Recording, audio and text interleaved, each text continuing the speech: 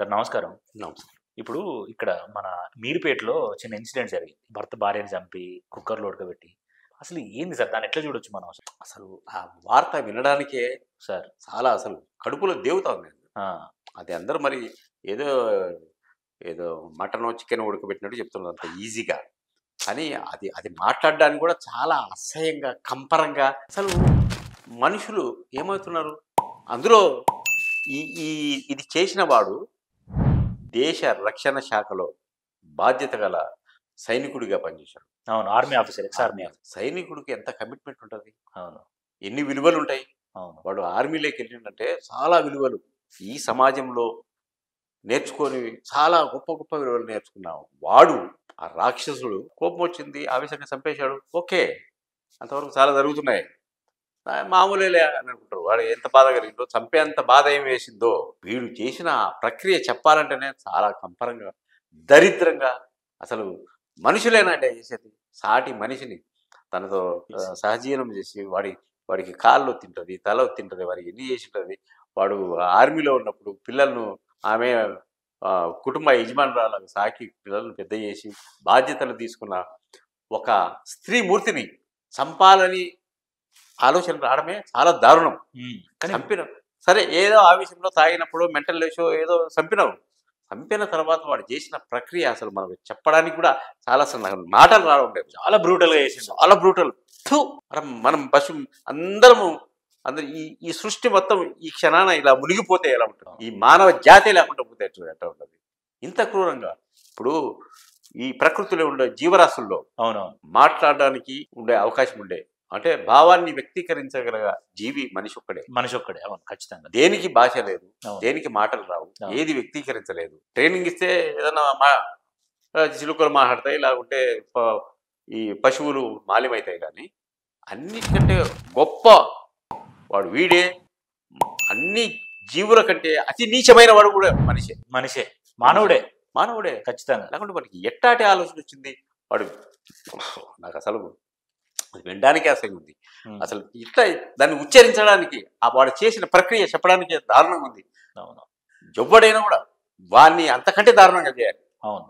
వాడిని ప్రాణం తీయకుండా ముక్కలు కీమా కొట్టాలి. అది లేకపోతే ఏంది అసలు? సాటి మనిషిని ఎవరో శత్రువుని చంపినట్టే. నీవు కట్టుకున్న భార్య నువ్వు ఎన్ని మంత్రాలు చదివింటావు, పెళ్లిలో ఎన్ని ప్రతిజ్ఞలు చేసింటావు. అలాంటి ఆమెను చంపడం అనేదే దారుణం. అయితే వాడు చేసింది అది కిరాతక. సమాజం తల వంచుకోవాల్సి ఉంది. మనిషిగా పుట్టిన ప్రతి ఒక్కడు అని మీద కూసుకోవాల్సిన ప్రక్రియ అది. అలాంటి వాడిని ఏం చేస్తే బాగుంటుంది? ఏం చేసినా కూడా తప్పలేదు సార్. బాగా జనం ఉన్నప్పుడు ఆ జనంలో వదిలేయాలి వాడిని. వాళ్ళే చూసుకుంటారు. వాళ్ళే చూస్తారు. కొట్టి చంపాలని. అంటే జైల్లో పెట్టి శిక్షలు పెట్టి మనం బిర్యానీ పెట్టి అవన్నీ చేయకూడదు. ఇట్లాంటి వంటకు అన్ని వదిలేయాలి. ఎవరో ఉంటారు కదా భావవేశం గల వాళ్ళు, బాబు వీడు తప్పు చేశాడు చూడండి అంటే వాళ్ళే చూసుకుంటారు. దారిన బయట కూడా కారు స్కూటర్ ఆపేసి వచ్చి తన్నిపోతారు. అట్లా చంపాలంటారు. అంత కిరాతకంగా అసలు ఆ ప్రక్రియనే దారుణంగా, దరిద్రంగా, అసహ్యంగా, జుగుప్స కలిగించే విధంగా. అసలు ఇలాంటి వార్తలు చెప్పాల్సి రావడం కూడా మన దౌర్భాగ్యం. అది తప్పదు.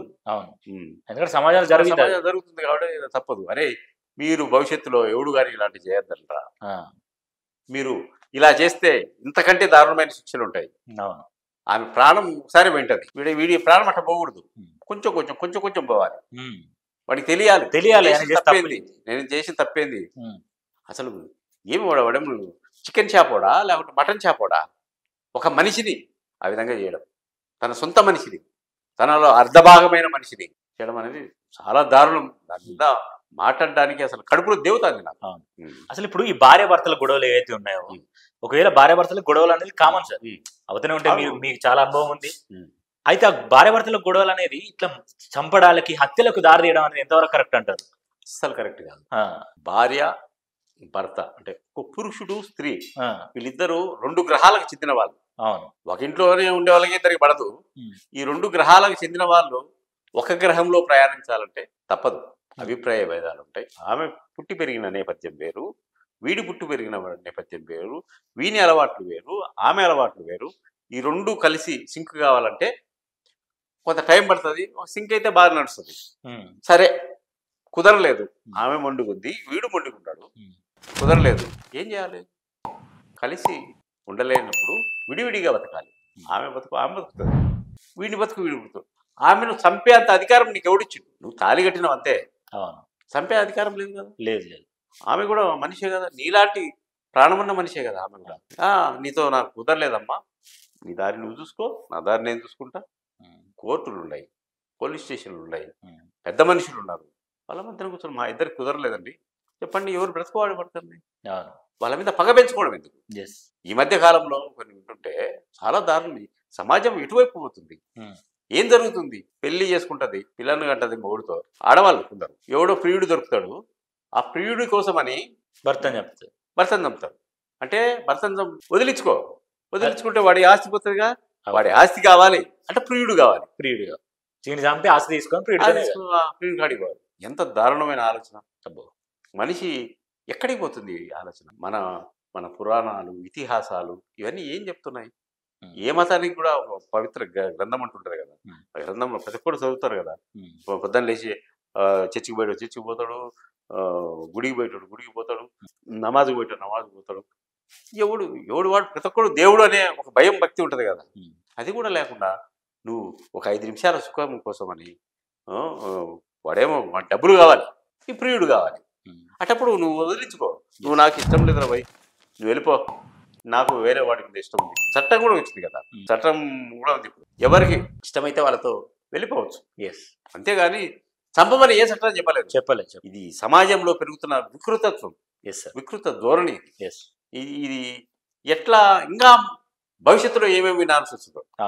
ఈ దేవుడు అనే ఒక కాన్సెప్టు, ఈ రక్షణ నిలయాలు అనే ఒక కాన్సెప్టు ఈ లేకపోతే ఈ పాటికి ఒకరినొకడు పొడుచుకొని అసలు మానవులే ఎవడు మిగలకుండా చచ్చిపోయిండేవారు. ఇక్కడ ఏదన్నా తప్పు చేస్తే పైకి వెళ్తే దేవుడు ఉన్నాడు, అక్కడ ఒక నరకం ఉంటుంది, అక్కడ శిక్షిస్తారు అని మనకు చిన్నప్పటి నుంచి చెప్తున్నా కూడా మనం చేసే పనులన్నీ చేస్తూనే ఉన్నాం. అరే పోలీస్ స్టేషన్ ఉంది, మనం ఏదైనా చెప్తే పోలీసులు వచ్చి తీసుకుపోయి శిక్షిస్తారు అని తెలిసి కూడా చేస్తున్నాం. ఇది చంపే వాళ్ళకు లేకపోతే ఎవరికి తెలియదా? వాట్ నెక్స్ట్ అని మనం ఒక తప్పు చేస్తే ఏం జరుగుతుంది? ఇహలోకంలో పోలీస్ స్టేషన్ ఉంది, సమాజంలో పైలాగారు పోతే నరకం ఉంది. ఇవన్నీ మనం ఇంజెక్ట్ చేసిన మైండ్కు అంత వికృతంగా, అంత దారుణంగా, అంత క్రూరంగా వ్యవహరిస్తున్నారంటే వాళ్ళు మనుషులే కాదు, మృగాలు. మనిషి రూపంలో ఉండే మృగాలకు కూడా కొన్ని నీతి ఉంటుంది. ఆ నీతి కూడా లేదు వీళ్ళకు, ఏ నీతి లేదు ఇలాంటి పనులు చేసే వాళ్ళకు. Okay sir, thank you so much.